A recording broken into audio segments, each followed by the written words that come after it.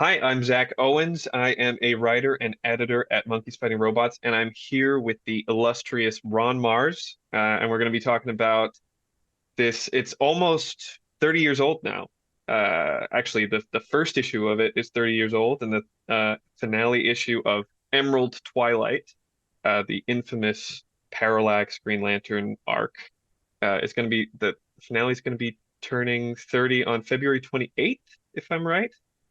Um, Something I know it's old enough to drink and drive. Not at the same time, hopefully. But yeah, 30 years. It's it can rent a kind of car. baffling to me that it's 30 years because it seems like I just did it yesterday. Yeah, But 30 years is what they tell me, so I'll yeah. go with it.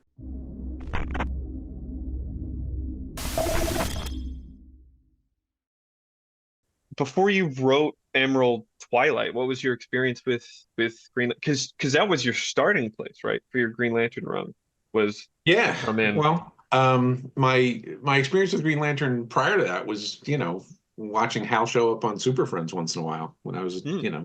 12 years old or whatever. Or the very old filmation animation stuff that, those the shorts that ran with Superman shows, I think, when I was, they were in syndication when I was a kid. So that was really, I had not read a lot of Green Lantern as a kid because I was a Marvel kid. Okay. So Green Lantern was, I was aware of Green Lantern, but it's not like it was a series that I followed with any sort of dedication. I, probably had a few issues. I remember I had an issue of the Danny O'Neill, Neil Adams stuff that I had plucked off a spinner rack, or maybe even a remainder thing in a, cover torn off uh, kind of set up at a deli or whatever. Oh, cool. Yeah. But it was not, it was not a book that was, a favorite sort, as a kid. And my experience writing Green Lantern was I had written a few different Green Lantern core quarterly stories, which was the Hmm. quarterly, obviously, anthology that DC had with just a bunch of different Green Lantern stories in it. So that was sort of my entree into DC, period. I ended up doing, I honestly don't know, three or four short stories, making up some Green Lanterns and then using some of the ones that were in place already, but not Hal, not Alan Scott or anything. That some of those came later. So I was, the offer of Green Lantern was what got me over to DC doing regular work because the editorial staff was apparently reading my Silver Surfer run at Marvel Yeah. and liked it well enough that they went, "Oh, that's the guy we should get." So I got a call, fairly late into the evening one night after I'd been in the Marvel offices all day, uh, fighting with my Thor editor, and I got back and went out for pizza. And when I returned, there was a call from DC editorial, which meant Green Lantern editor Kevin Dooley and the triumvirate of editors that really ran the show. Denny O'Neill, Archie Goodwin, and Mike Carlin. And Paul Levitz was in the room too, the publisher. Well, Right. you get that sort of call and you figure something's either really good or really bad.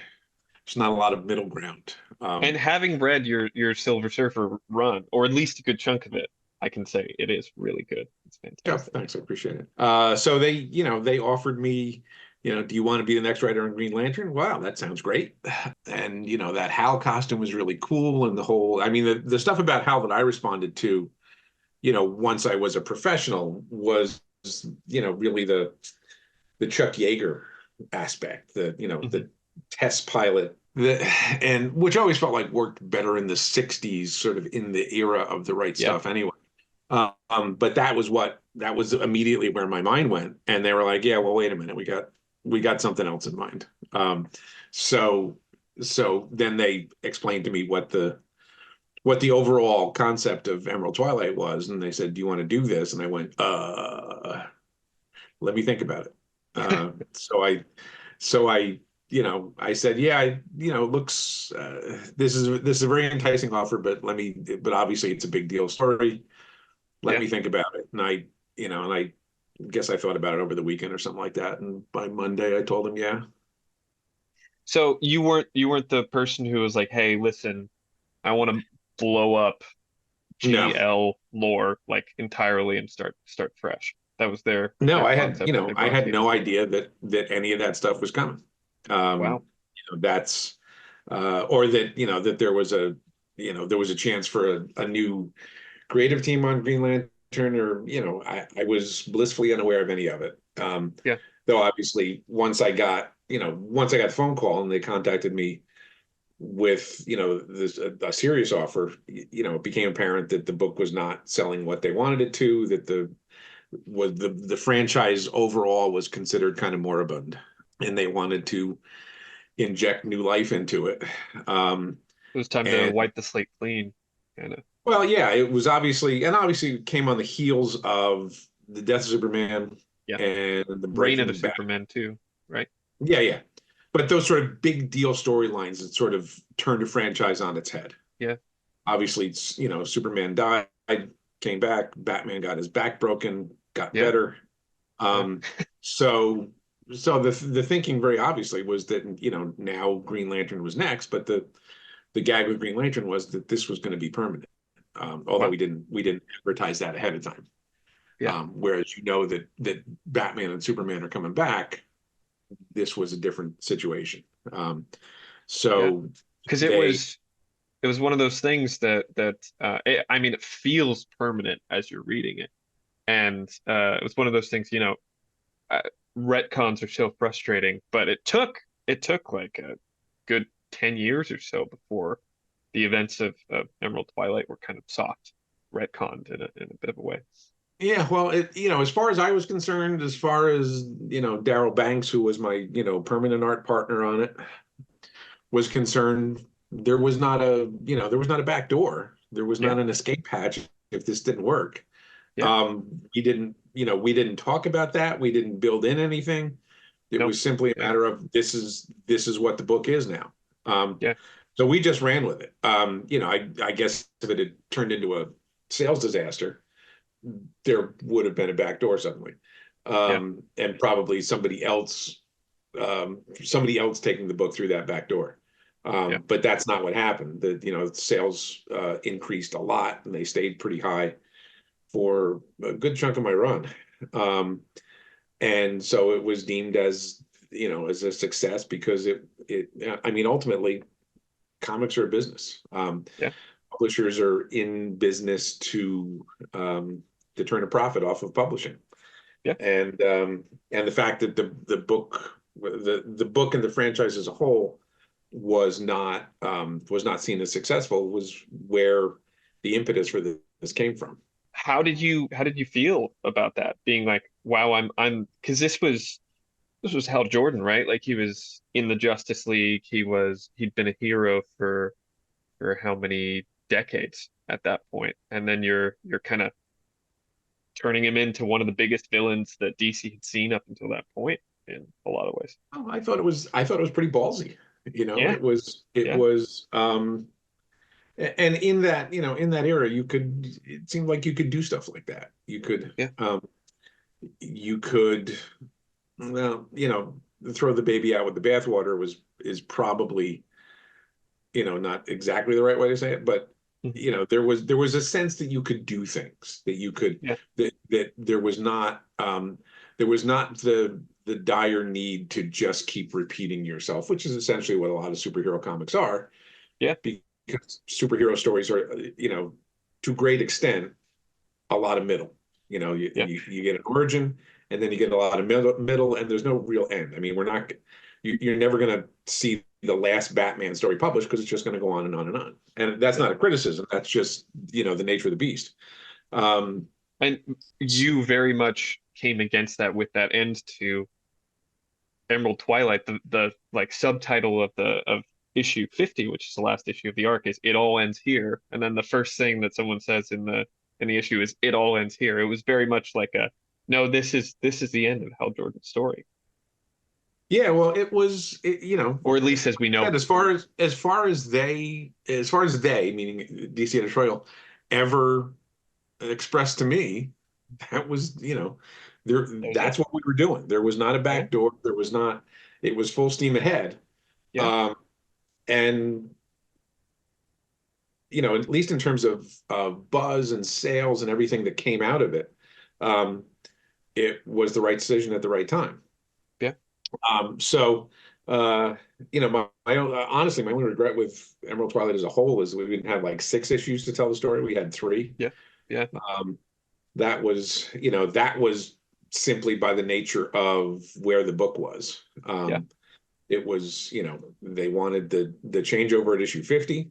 Um, and so that 51 was going to be the start of a new era. I might even say that on the cover. And obviously in today's market, that storyline would have been 12 issues, Yeah. and we would have canceled the book and then started over at number 1. And like things are Yeah. just done differently now. But the idea then was, okay, well, we gotta stick the landing in issue 50 and introduce a new character, and then off we go. Yeah. No, no looking back. So that's what we did. I was given an outline that was a very basic outline of here's the stories. Here's the story that we see that we want from editorial. It was about a page and a half long, typewritten, Hmm. double spaced, with just broad strokes of here's the story, and then at the end of it, make up a new Green Lantern. Wow. So it was, there were guidelines, there were parameters that I needed to work in, but other than that, they gave me a huge amount of freedom, and then they just let Daryl Banks and I create whatever we wanted for Kyle. There were no guidelines in place other than when we had a meeting about who the new Green Lantern was going to be, and I said, does it have to be someone from Earth? And they said, yeah. We want to, maintain an Earth-based book. And I said, does it have to be a man, or can it be a woman? And they said, no, we'd like to continue with a male lead in the book. Yeah. Other than that, that was literally the only guidelines I was given.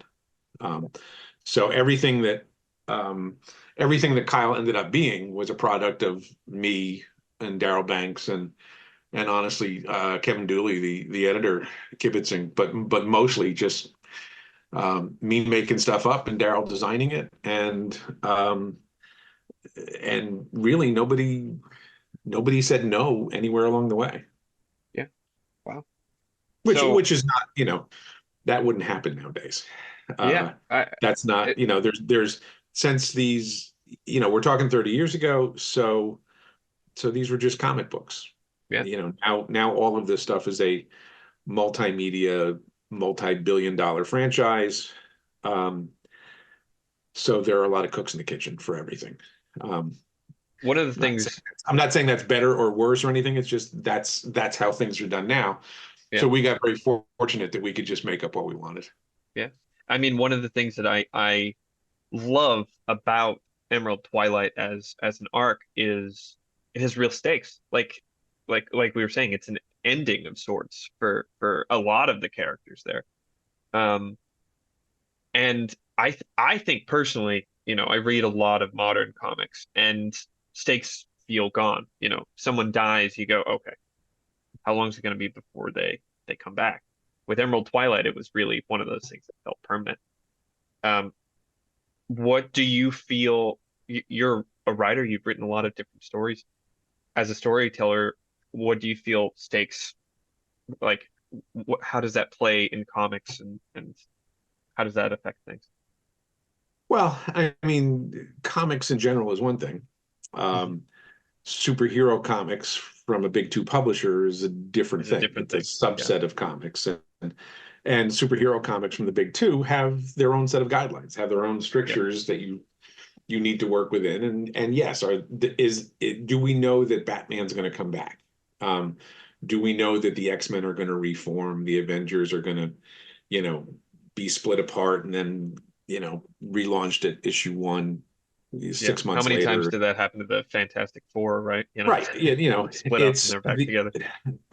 one of the lessons that I learned very early on in my career, and I think this was from Mike Carlin, who was, sort of DC's editor in chief at the time, part of the triumvirate with Archie and Denny, but eventually became the Uber editor at DC. And one of the conversations I had with Mike up in the office across from the David Letterman Theater when they were still in New York, was that comics are about the illusion of change. Superhero comics don't really change. They are what they are, and they're comfort food to a great extent, because these are, even more so now, these are intellectual properties that have to go on, and there are Have to keep churning. lunch boxes and bed sheets and action figures to sell and all that stuff. Again, not a criticism, just an observation.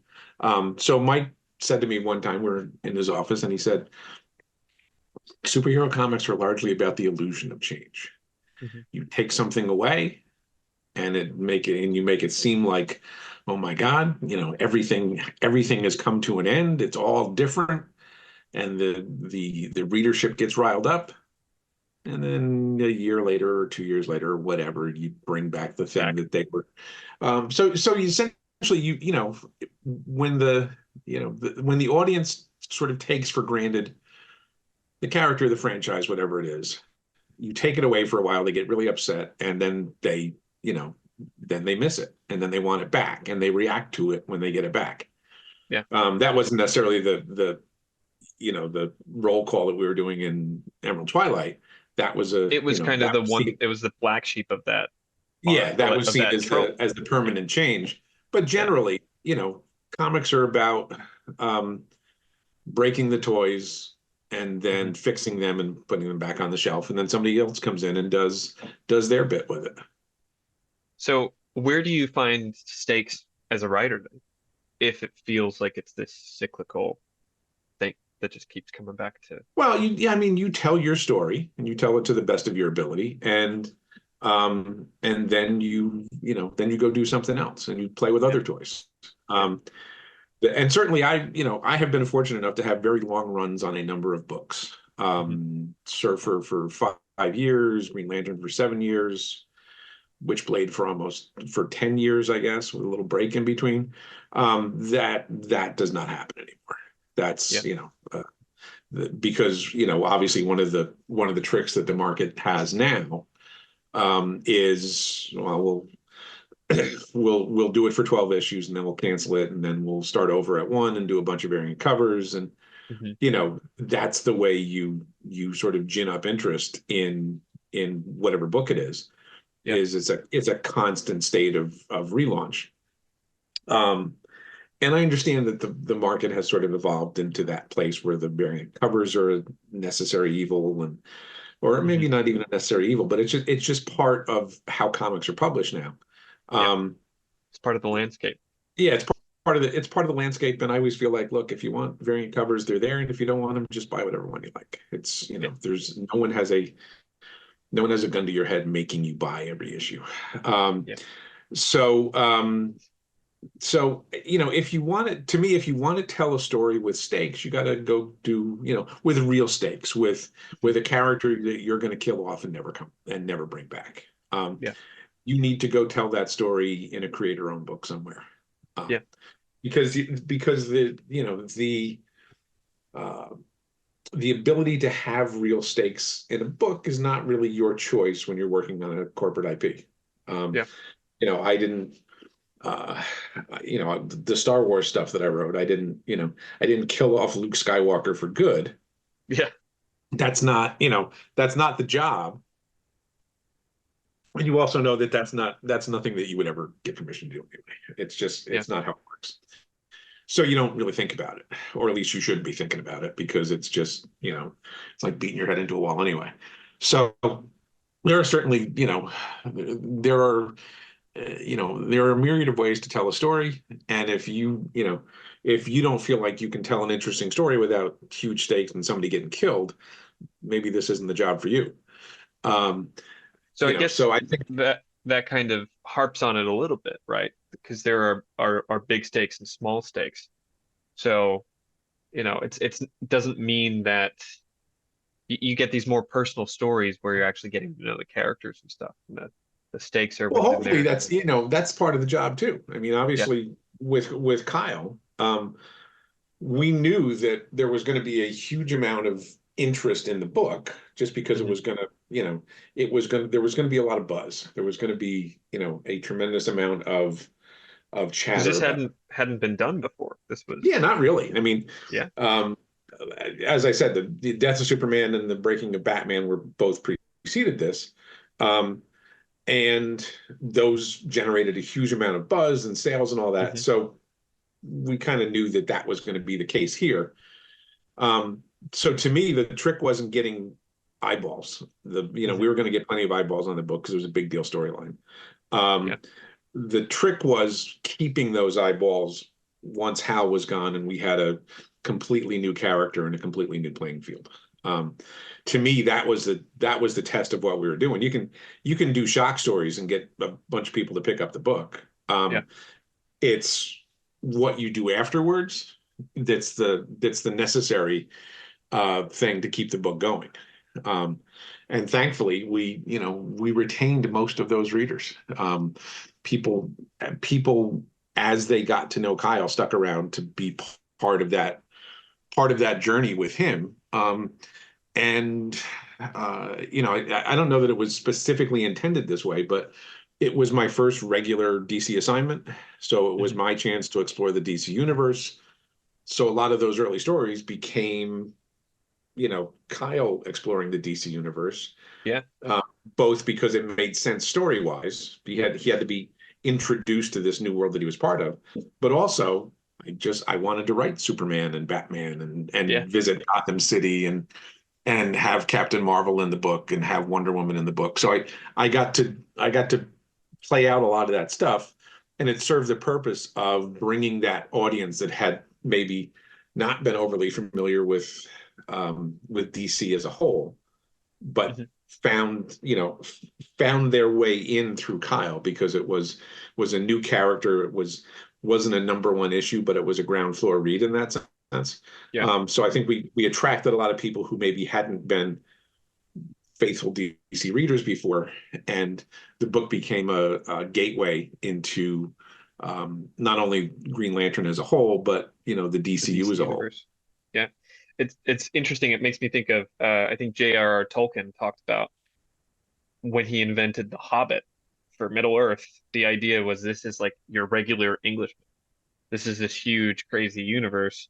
You need a character that you can relate to and actually bridge in. And I feel like Kyle is an interesting example of that because he's not only the reader, basically, it's not only the reader experiencing this crazy universe for themselves, but because this was your first DC project, it was almost like this communal thing of like, hey, I'm gonna explore this, come along with me. Yeah, absolutely. I mean, it was certainly when they said we're going to do a new Green Lantern, I didn't see any need to do. To me, there was no sense in doing sort of Hal Jordan light or and like Hmm. if we were going to move Hal off stage as the main character, um, to me there was no reason to do a character that was anything like Hal. Yeah. Um, if you're gonna do something new and different, make sure there's a contrast. Um, Yeah. so um, so I, as a reader and also as a writer, am more attracted to ordinary characters in extraordinary situations Yeah. um, rather than extraordinary characters in extraordinary situations. I always my example is always Cary Grant in North by Northwest. Hmm. It's just a guy who gets Yeah. pulled into this espionage storyline that is far, it's way above his pay grade. Yeah. Like he should not have to deal with this. Um, but he's thrust into it, so he has to figure out how he's going to survive this. To me, that's a fascinating storytelling Yeah. tool. To me, it's much more fascinating than a character like Tom Clancy's Jack Ryan, who Hmm. is really good at a lot of stuff. I think they've made him a little bit more accessible in the TV series now, but it's certainly in the novels. He was like super confident, super guy. Yeah. And Yeah. so you thrust that sort of person who can do everything into a situation. Well, to me that's not quite as interesting. It's Um, just not as relatable, really. yeah. So and I had always come from the point of view that there were sort of three main archetype heroes in superhero comics, and it's the sort of the godlike super being, which is Superman. Yeah. The dark Avenger, street level kind of scarred guy, Batman. Yeah. And then there's the everyman. There's Mhm. there's and that's Peter Parker. Yeah. That's Spider-Man. That's you in the costume thrust into a situation that's much bigger than you are. I Um, actually had a buddy of mine describe Kyle Rayner. He was like, I feel like Kyle Rayner is if Peter Parker became a Green Lantern.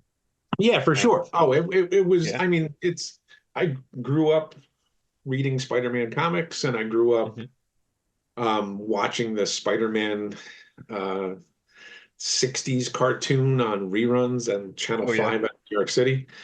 And even though those are pretty goofy now, but the fact that Peter Parker was just this guy, Hmm. and he has these powers, but he also has to, make sure his rent's paid and make sure his aunt is recovering from her 72nd heart attack, and And you just didn't get when that with Batman or Superman. Like even Batman, who is a more relatable character, he's still a billionaire, So there's well, still less paying it's rent. the I think characters generally fall into one of those three categories or some Yeah. combination thereof. And I have always been more attracted to, the guy who's just a guy. Yeah. Um, so when I had a chance to make up a Green Lantern, that's what I went for because Yeah. one, because it was more interesting to me as a writer. Yeah. Um, and two, because DC didn't really have that. Hmm. Um, DC's DC's main heroes are all sort of godlike. Um, Hmm. and to me they work really well as that, right? Hmm. There's the DC heroes as they existed since the 60s really, and even before that, were sort of authority. They were your dad's heroes, they Yeah. were authority figures. And there's Um, even almost a religious quality to them. One of the things I noticed I've been getting into Marvel comics more in the past couple of years, and I've been a DC fan for a long time. One of the things I was starting to notice is I was like, they don't have symbols or emblems or something like on their chest that says, "Oh, that's Superman," as yeah, much in Marvel as they do in DC. In DC, it's like, you know, you even have like bat cults that are coming out of, obsessions with Batman and stuff like that because it's almost got a religious quality to them. well, there's the characters I think are certainly more iconic Hmm. at DC. Um, Yep. and I was, to me, it's reaction to when DC sort of launched the Silver Age by doing a new Flash that was Barry Allen and a new Green Lantern and a new Atom and a new Hawkman, and so they sort of brought back those original Golden Age characters, but turned them into different characters. They turned them into sort of the next legacy version of those characters. Um, they were still very much, kind of authority figure to a certain extent, kind of vanilla personality Mhm. characters. Um, that's in, that's at the very cusp of the 1960s. Just a few years later, Marvel comes along and introduces this whole slate of characters, and none of them are like that. Yeah. Like they all have a flaw. There's something wrong with all of them. Yeah. And I mean, the because of that, first the first family are like Fantastic Four. They're the start of the Marvel age. They're always bickering with each other, and yeah, they they're feel like a real bickering, family. one guy's a monster, the Yeah. Reed is distracted. It's, they were, and say what you want about um, Stan Lee, and certainly there's plenty of criticism that's 100% valid. But one of the things that Stan was a genius at was that sort of characterization that made those characters much more relatable to the reading audience than say Superman. You Yeah. know, you're never going to grow up to be Superman or Batman. Yeah. You could grow up to be Spider-Man in some ways. Yeah. Because he's just, when he started, just a kid. And And radioactive and so spiders so are a real issue too. You I never know, know what especially could in happen. Queens, especially in Queens. I've been to Queens many times, I can tell you. So, sorry, getting us But back. um the the point of the whole thing is that I really was more attracted to Marvel characters as a kid because they were more flawed and they were more Yeah. relatable. So I did basically a Marvel style character in the DC universe because they didn't have a whole lot of that. They had No. maybe Firestorm would be considered that sort of character. But that real, every man that you can, this could be you, Mhm. was not terribly present in DC. I think there's more of it now. Yeah, But definitely. but back when we introduced Kyle, he was definitely not out of the mold of the rest of the DC characters, except for maybe Wally West, Mhm. who sort of inherited the mantle from Mhm. Barry, and then a few years later, the Jack Knight Starman. Yeah.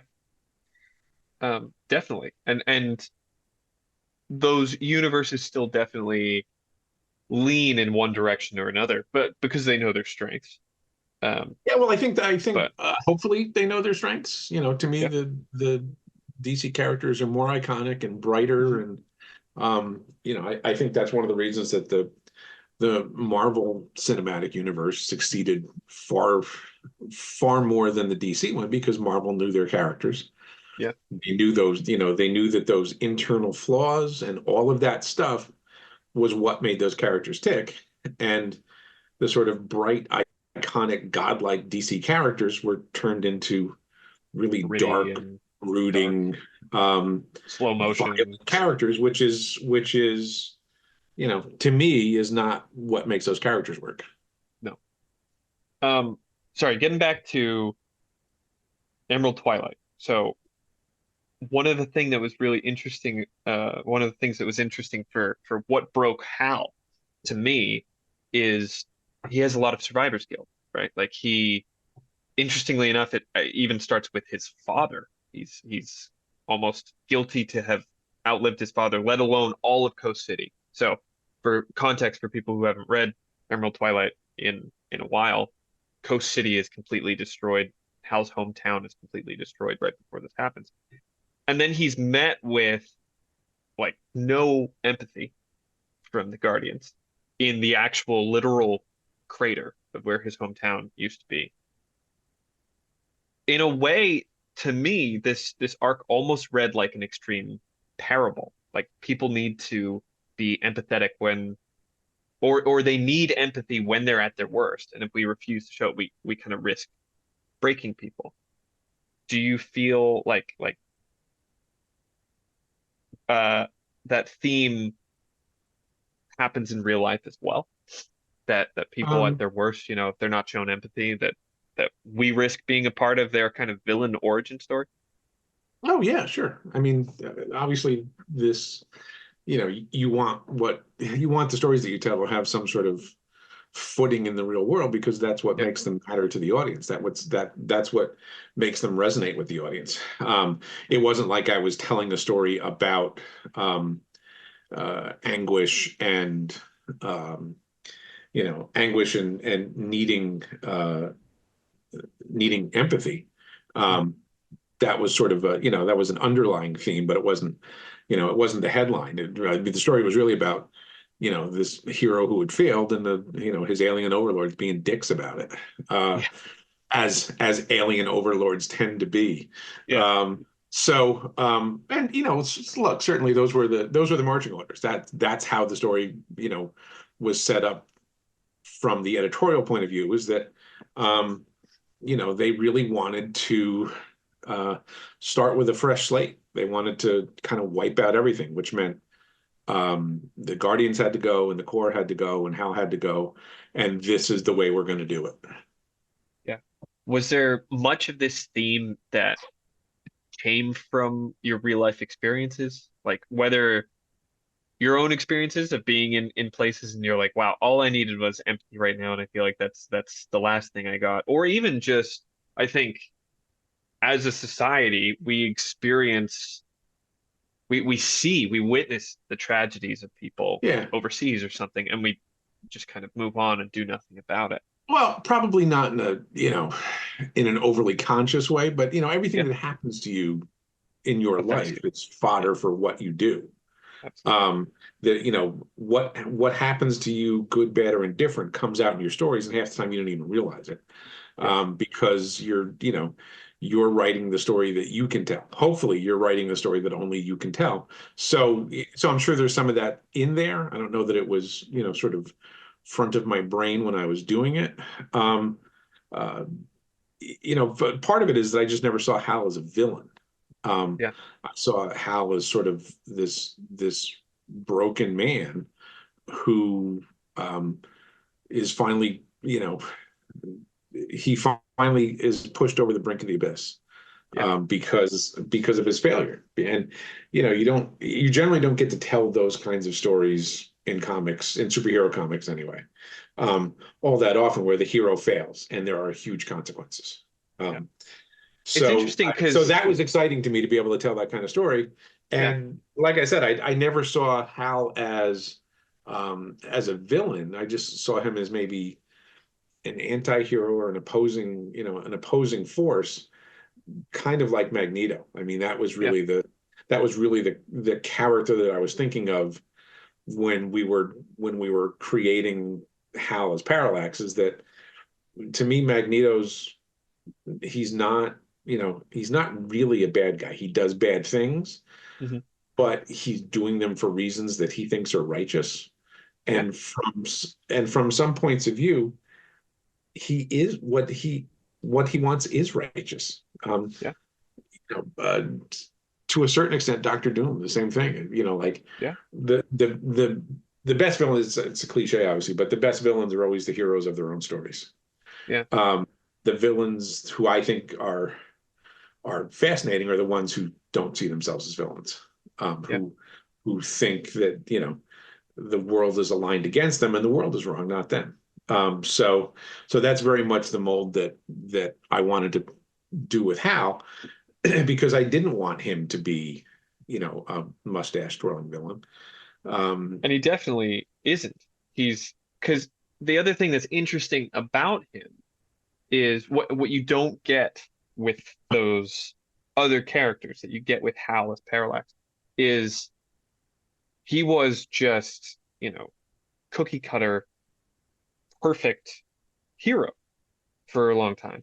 And then suddenly this thing breaks in him, and it feels like, at least in the writing, you say several times, he's like, I have served you guys so well. I have saved Earth so many times. At can't I have something for myself? Can't I be helped in my time of need? And it's interesting because it's like you talk about his failure fueling him, but it's also his own righteousness and fitting into the mold that was put on him that fuels him as well. It's like this bitterness that comes out of that too.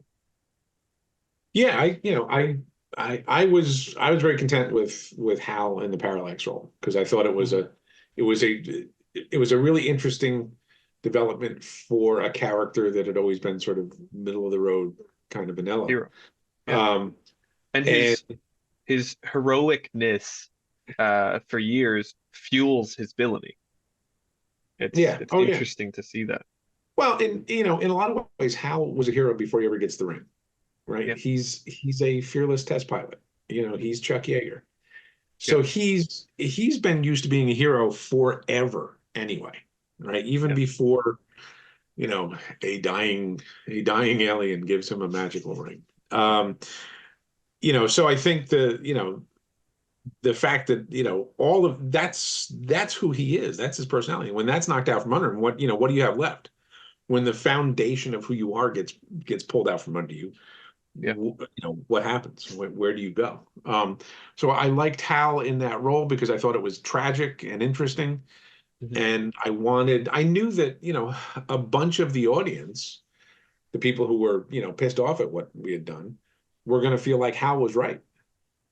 Yeah. And they were, and I wanted that. I wanted a segment of the audience to feel like, well, that guy's right. He's not the bad guy. He's just trying to get back what's his. Um, Mhm. so I liked it from all of that. I thought was really useful, and I thought it also gave the DCU a cosmic level um, uh, villain in quotation marks, Yeah. who could um, who could be an opposing force for storylines, who had connections to all the heroes anyway. So it was all very personal. Um, you could do these cosmic level stories with Hal as Parallax, and your only other option to a great extent in the DCU was Darkseid. Yeah. So it put another chess piece on the board for the overall universe. Yeah. And he kept showing up in the years that came afterwards and things like Zero Hour and stuff like that. He was he also went through a lot of changes, which was interesting. But I'll get back to that in a second. I actually wanted to look up Parallax when I was doing my preparation for this, and what I found on Merriam-Webster, I sound like I'm starting a bad marriage toast.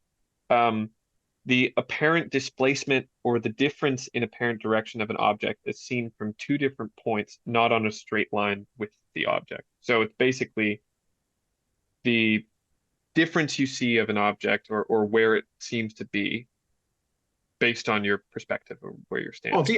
yeah, it's a matter of perspective. Yeah. That's completely where the name came from, and the name was suggested by Darryl Banks. Um, Oh, cool. it was because we had been casting about for quite a while for what are we going to call, how the cosmic opposing force was not a great name. So um, Is that so the we runner up? we kicked around a lot of names and sent lists of names um, back and forth over email, and finally Daryl's the one that suggested, well, how about Parallax? Mhm. And as soon as it came out of his mouth, we're like, yep, that's it. We can stop looking. Um, so yeah, the name totally came from Daryl. Obviously, he designed the costume too. Yeah. What do you feel like? How do you feel that name relates to the character? Is it just, Well, he obviously, it's sees himself as righteous and yeah, his point of view is that he's actually the hero. yeah, He still sees himself as the hero, yeah, even though he's doing things that heroes don't do. yeah. So it's about, again, it's point of view, it's perspective. And I wanted the at least a part of the audience to feel like, well, his point of view is the one I agree with. Yeah. Um, so we kind of talked briefly about the way that you brought Kyle into the DC universe. One of the things I really love about it is you invert the trope, and I think we've already kind of established why him being the everyman character rather than the godlike character. But I love that you invert the trope of his origin story. Like every Green Lantern has this incredible origin story of, oh my gosh, the ring found me because I was worthy, and you have Hal finding the dying alien and trying to help him and everything. And then in Kyle Rayner's story, he just gets tossed a ring by Ganthet, and he says, "You'll have to do." Um, what else?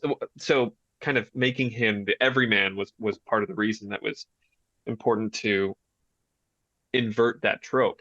Was there anything else about that you felt was important, bringing him in Just the that way? fact that it was random, just the fact that it Mhm. was, it was right time, right place, or wrong time, wrong place, as depending on how you want to look at it. Yeah, the whole point of it was just that it could be anybody. Yeah. Um, and that unlike the previous times, when somebody got a ring, Jon Stewart or Guy Gardner, um, this was just, this was just happenstance. This was, Yeah. um, it wasn't earned. It was more like winning the lottery. Um, and winning the lottery seems great for a while, right? And then you realize that there's a lot that comes along with winning the lottery, especially Yeah. this kind of lottery. Yeah. There's a lot of responsibility. Um, there's a lot of burden that you're taking on, even though it seems like you just, like you have a 1 in a billion artifact here. Hmm. Basically you have Aladdin's lamp. You can do anything you want. Um, but you know, O. Henry tells us that it doesn't always work. The monkey's paw isn't always the best thing in the world. Yeah. So, and that's part of that hero's journey for Kyle, is realizing that um, maybe this is the best thing that's ever happened to me, but it's also the worst thing that ever happened to me. Yeah. And when you come to the conclusion that it's the worst thing that ever happened to you, is when you have to. That's when you start being a hero, not because you're not doing it anymore because it's fun, or you get famous. You're doing it because it's your job, because Yeah. you've taken on the burden, and now it's yours, and you can't just hand it to somebody else. That actually kind of perfectly brings me to my next question. Sorry, this one's a little bit of a longer question, so I'll be reading off it for a while. But so speaking Kyle, we are coming to the part in his story kind of where we have Alexandra DeWitt, who has since become infamous as the refrigerator woman. Alex gets killed by getting stuffed into a refrigerator by one of Kyle's enemies, Major Force. This tragedy is a huge thing that kind of matures Kyle into the hero that he becomes later. Gail Simone, fantastic writer, actually started a website called Women in Refrigerators. Was that right around the same time, or was it a few years after this event? It wasn't immediate. Hmm. It was a bit after, I think. Yeah, And Gail and I are friends, and we've been yeah, friends for 30 years. Um, but it was, and it, like, women in refrigerators, it's, that'll go on my tombstone. I yeah, understand that. And it's a totally valid criticism, and it's a total, and more important than that, I think it's a totally important discussion to have. yeah, Uh, absolutely. it was spurred by this. Yeah, And so I don't run from it. My goal in the whole thing was to make that character's death mean something, was to make it, yeah. make it hurt. Which If which if you it did in more ways than just in the story. It became a meaningful death that started. So, sorry, for a little more context for people who might not know the term, uh, women in refrigerators, refrigerator woman, or fridging someone has become a term to refer to a fictional female character who is killed, maimed, or depowered as a mere device to help along a male character's growth. Um, so yeah, and this what was interesting about, I mean, there's a lot of things that's interesting about that cultural conversation beginning there. But one of the things I find interesting is refrigerator women existed long before Alexander DeWitt. Oh, Refrigerator women sure. have been around since men have been sitting down to write stories. Yeah, well, So I in think it was the tip, it wasn't it was the tipping point. It wasn't the yeah, start of it by any means. no, definitely not. Um, I think like you were saying, it's really interesting to have created this extreme example of it, which kind of highlighted something that had been going on for a long time. Um, I've seen actually a few quotes from you on the subject, and we just talked about it earlier as well, in which you agree that there is a problem with that being a trope. Um, I'm sure it's kind of probably a little bit odd being the spark of such an important cultural conversation. How does that feel being kind of the ground zero of something like that? Well, look, I wrote the story. My name's on it. I haven't Yeah, run away from it. yeah, I'm happy to discuss it in greater or lesser extent with anybody. It's like I said, on the one hand, the goal a was to do a death um, on screen, so to speak, yeah, that you didn't see coming and that was shocking to the audience because I made sure that we built Alex's character in such a way that you liked her better than you liked Kyle. Kyle was kind of a jerk at yeah, the beginning. yeah, Um, and um, and to a certain extent, I wanted the readers to feel like, well, she should have gotten the ring, not him. She's got her shit together. yeah. She'd be better at this than he would. Um, And I so definitely was one of the readers who felt that while reading it. but I knew that like from the moment she was introduced, I knew that she was eventually um, going to be killed off in the storyline um, because Kyle was not taking his role seriously enough. Yeah, He was acting like the ring was winning the lottery rather yeah, than the huge burden of responsibility that it really is. So I think the thing that people compare it to most often is Gwen Stacy. Um, yeah. She's and who comes and to mind as honest well. and honestly, I that didn't even occur to me because I don't think at that point I had even read the Green. I mean, It had um, happened. I knew the story Yeah, in Spider-Man, but I don't think I had ever read it. I mean, this was a time when reprints weren't plentiful, and you had to go hunt back issues if you wanted to read it. So I don't think I had ever read the Gwen Stacy story. To me, this was much more of an Uncle Ben moment, yeah. where Great in power, great responsibility. yeah, well, in Spider-Man's story, Yeah, he sort of blows off the responsibility, and that that moment comes back to haunt him because if he had taken responsibility in the first place, mhm, Uncle Ben probably isn't dead, right? If Kyle had taken the job more seriously, his loved one probably isn't dead. yeah. And you Um, even mentioned earlier as you were building Kyle that you were going, does it have to be an earthbound hero? Can it be a woman? So if the answer had been yes to can it be a woman, maybe roles would have been reversed. Me. well, probably, yeah. I mean, probably it would be a completely different story, but those, Yeah. those aren't the parameters that I was given, so I didn't even think about it. Um, so, I wanted to start the book and have it, be California based and just have and again have Kyle seem like, man, this is the coolest thing ever. Like I've got this magic ring. I'm a superhero. I can do what I want. And then it all is shattered when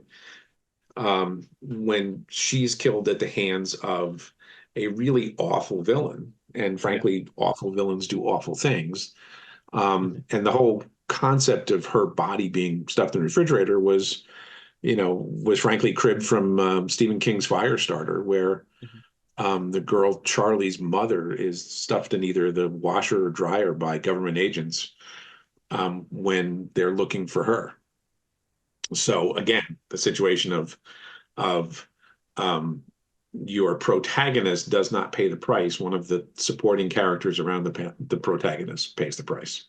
Yeah. Um, so to me, it was very much an Uncle Ben moment in my mind. And Yeah. then when people pointed out Gwen Stacy, I went, "Oh, Yeah. yeah, right."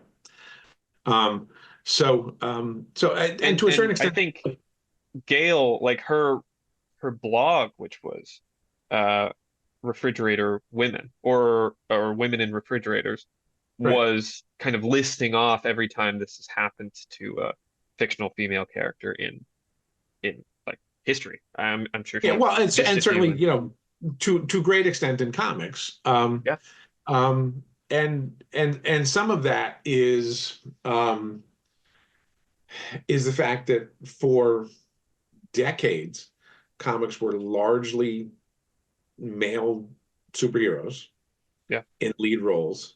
They just, you had few books starring female heroes, but not that many because it was still a very, adolescent male power fantasy kind of business.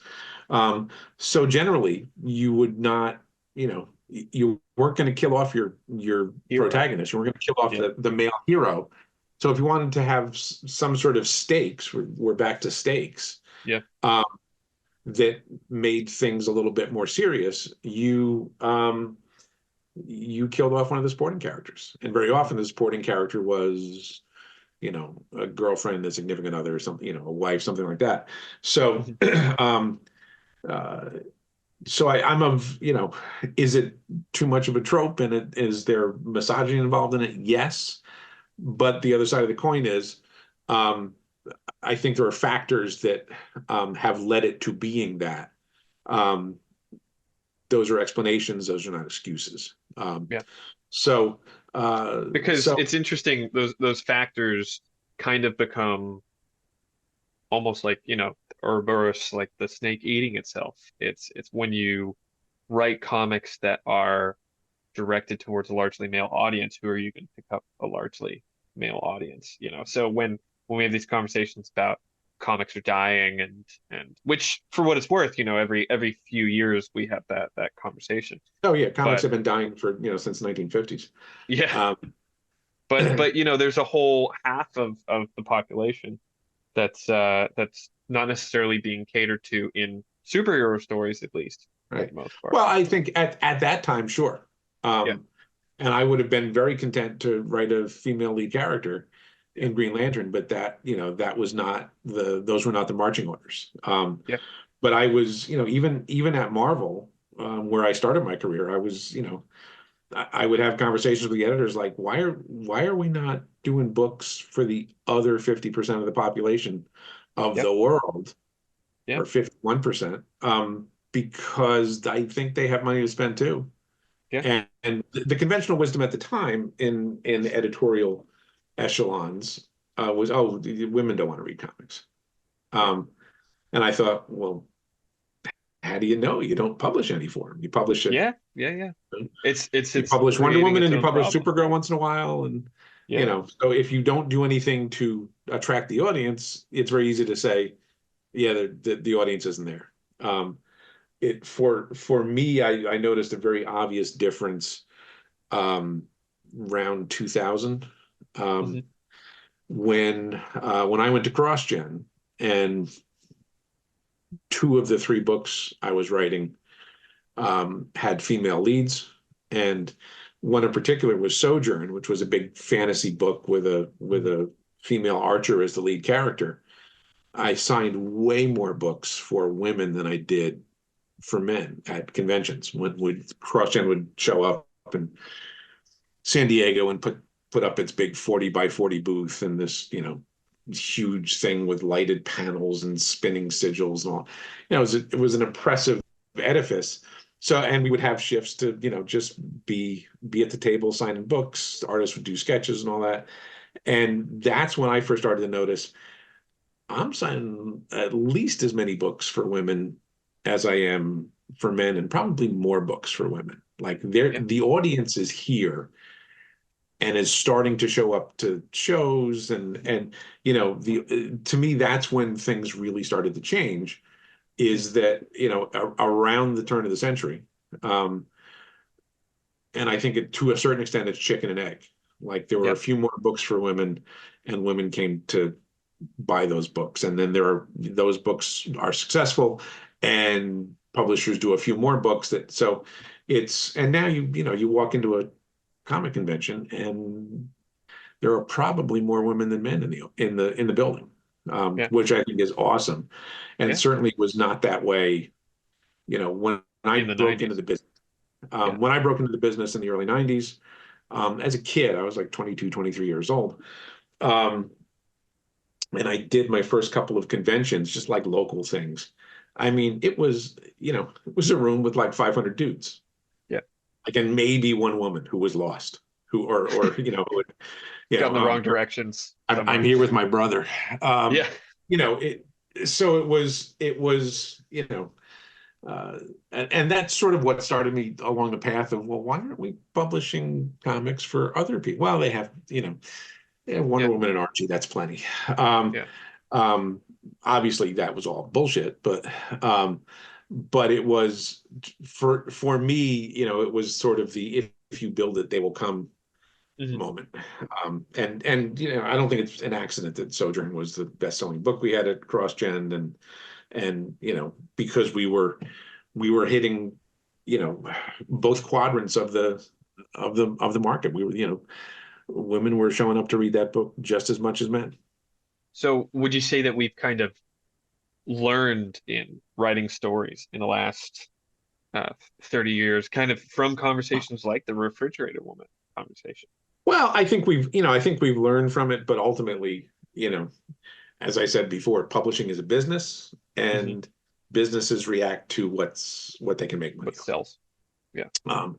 So it's a little by little thing that, we there were some books for uh, for that were accessible for female readers. Hmm. And then they sold well enough that they did a few more books, and they did a few more books, and so it starts to roll. And then the people who were sort of brought into reading comics Hmm. in that era um, are now making comics. Like the Yeah. women who were kids at that point are now making comics, and they're in editorial positions, and it's change is never immediate. It's almost always generational. Yeah. And the seeds you plant with books 20 years ago are starting to be harvested now with a bunch of amazing female creators now making comics and influencing yet another generation. Hmm. It's just gonna continue. And how do you like is there any part of you that kind of looks at this conversation that Gail Simone started with your work that is happy that you're like, oh wow, I'm really glad this conversation Oh yeah, began completely, out of this. Yeah, completely. yeah. Because I I think mean, it I'm did a I'm I'm lot to change. happy. I'm happy both personally and sort of in the overall expanse of what the market is, Yeah, because it's a conversation that needed to be had. yeah, And also, it if nothing else. Now, look, I'm sure I've killed off female characters since Alex, and I know I've killed off a bunch of male characters, yeah, because that's, again, those are real stakes, and it's just part of telling stories. You can never walk away from that completely, yeah. because if there's no danger to any of your characters, why are Why are we why reading? why is the audience showing up? Yeah. But if nothing else, it at least makes you more aware of it, and um, puts it in the forefront of your brain that that's a thing that you need to be paying special attention to, and you need to be more Hmm. careful of. And And it's also it's not even it's not an sorry, go it's for it. it's not even an equal. Uh, I know people say, "Oh, well, male characters get killed off too." Yeah, well, that's not equal. Yeah, It's that's the you whole know issue with it, that's you know? that's just the way it is. Like I've Yeah. killed off male supporting characters. Like I killed off Sarah Pazzini's police partner in Mhm. Witchblade after, like, shit, I don't know, 150 issues or something like that. Yeah. This was a character that had been around a long time, Yeah. and we threw him off the top of the Empire State Building. Um, Nobody cared. Uh, it was, and I didn't expect anybody to care, really. Yeah. We got a couple letters. Oh, that kind of sucks that he's gone. Yeah. But it did not have the same impact. Hmm. And there are a lot of reasons why it didn't have the same impact, and that's a much longer discussion. Yeah. But the awareness that that sort of thing is not going to have the same impact is a necessary factor in telling these stories. Do you feel that there's still that problem that it's unequal, that like more women supporting characters are being killed off than men as people write stories? I don't know because I probably don't Yeah. read enough You don't comics read across the every range story ever. of what's Yeah. in the stores.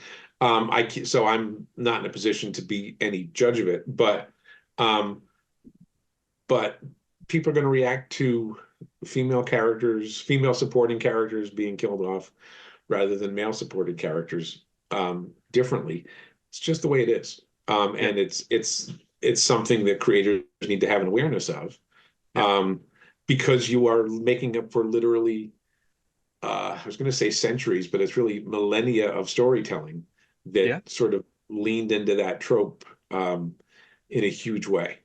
Yeah. And now there's more of an awareness of the fact that it exists. It's not, so I don't think anybody would be in favor of, well, you can never do anything harmful to a character because Yeah. that's a um, that's an overreaction and simplification. Um, Yeah. Sometimes bad things need to happen to good characters for Hmm. the overall strength of the story, but do so with awareness. Yeah.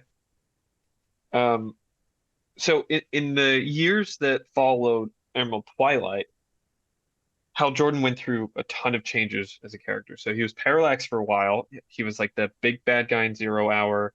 He sacrificed himself in Final Night, and then later came back as the Spectre, the Avenging Spirit. Were you a fan of where DC took him as a character, or were you an advocate for keeping him as Parallax for longer? Um, I don't know that I was an advocate because I just, look, it's not my character. Yeah, yeah, Ultimately, I'm not the one making the decisions. I thought Hal worked well as Parallax and was a useful piece in the DCU. He was a mhm, useful piece on the chessboard of sort of the universal storytelling unit, as Zero Hour sort of yeah, showed off. yeah. But when they came to me and said, "Oh, he's well," one, I didn't know he was the villain in Zero Hour. I found out pretty late in the game Oh wow. because my editor forgot to tell me. Um, so Zero Hour, Zero came and went, and then Final Night ultimately was sort of supposed to be the kind of the exoneration. Mhm. Um, and then the Spectre thing came around, which was actually a suggestion from a reader. Like DC actually Really? bought that idea from a fan. I didn't Um, know that. Paid off the fan. He had either the fan had sent it, and I don't, it was, I think it was in the Justice League office where that all occurred. But so the idea was sent in by a fan, a letter of comment or something. Yeah. And DC thought it was worth exploring enough that they actually, like paid the fan. I have no idea how much they paid the fan for the idea, but said, we're gonna, this is an interesting idea, and we're gonna uh, explore this, and then that's where the whole Day of Judgment or Judgment Day, yeah, Judgment Day Mhm. came out of. And then the new Spectre series with Hal in that role, which With I which I JM thought was an JM DeMatteis. interesting, yeah. And JM's a buddy. Look, Jeff Johns is a buddy when he Mhm. was doing J Day of Judgment. Matt Smith is a really good friend. Mhm. So this stuff ends up being worked on by your buddies. And Yeah. I thought the Spectre stuff was interesting, but not. Um, I always liked the Jim Corrigan Spectre. I don't know that Hal turned into a giant pair of scissors and cut bad guys in half at any point. But that's Not the from what I version of remember of this series. Um, that's the version of the Spectre I always thought was cool. yeah. So I thought they were all interesting explorations of what you could do with this character, which was also kind of an admission that they didn't know what to do with the character. Yeah. They tried on a bunch of different things, and then like a decade or so later, they eventually decided, okay, well, we'll bring Hal back as Green Lantern because a Yeah. new regime had come in and um and that was let the as I said, um comics are about the illusion of change. Yeah. Um things change. Comics are like the weather. Just, if you don't like what's going on now, just you know, Wait. stick around a while. Weather Yeah. will change, and it'll be something different. So, and Wait now five look, minutes. if you want, if you want Hal stories, you can get them. If you want John Stewart stories, you can get them. You can even get Kyle stories here and there if you want them. Um, Green Lantern is one of the few franchises where you can kind of choose your flavor.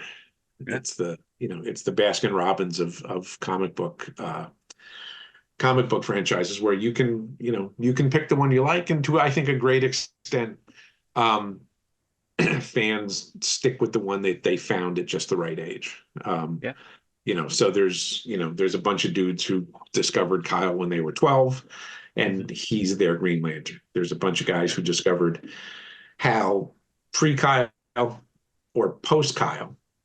So there's a generational age gap in there. And for Yeah. those guys, Hal is their Green Lantern. For the Yeah. ones who discovered John Stewart in the Justice League animated series, uh, Yeah. That was a in big thing JLU, for fans. John Stewart is their Green Lantern. So you, Yeah. you get to pick your flavor. I guess another way of kind of phrasing the question is there any part of you that kind of wishes you'd gotten to do a Parallax miniseries or seen a buddy take on a Parallax series for a while and actually keep him in those duds for longer?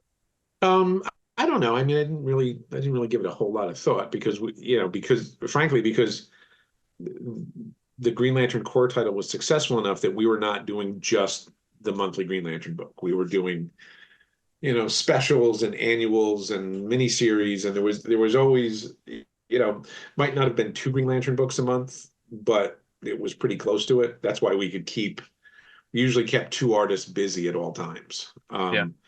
Daryl, and then Paul Pelletier for a while, Jeff Johnson for a while after that. Tom Grinberg chipped in because there was always something else going on. There was a mini series, there were spin-offs, there was the Surfer crossover with Marvel.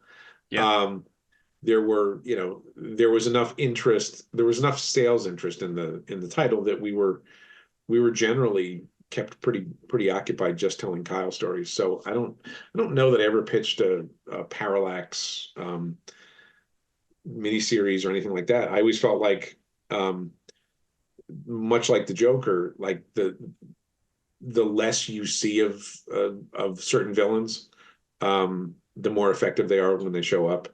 Yeah. If they become sort of like the wallpaper, it doesn't really, it's not a big deal anymore. And I kind of felt that way with Hal, is that it should be a big deal when he shows up.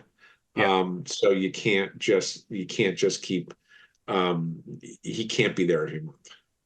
And that's definitely something that was absolutely true for his years as Parallax. When he showed up, it was always like, oh my gosh, it's Parallax. He's back. It wasn't he didn't become part of the furniture by any means.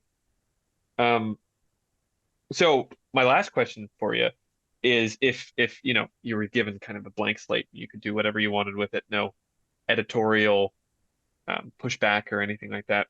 Is there another hero in comics today that you'd like to give the Parallax treatment to, Hmm. or something That's along those lines? that's an interesting question, Zach. I don't know that I've ever gotten that one before. I don't, I've never even considered that because it's the It the was so opportunity we have tailored to with Hal. Lantern. Well, Yeah. it's very tailored to Hal. It was very tailored to, they decided to use what had happened to Coast City in the Reign of the Superman storyline as the springboard for where we were headed. That I don't know that, like off the top of my head, I don't know that I can think of a character to do that and have it be sort of more of a permanent thing. I mean, I did a storyline in my year on Thor called Blood and Thunder, where Mhm.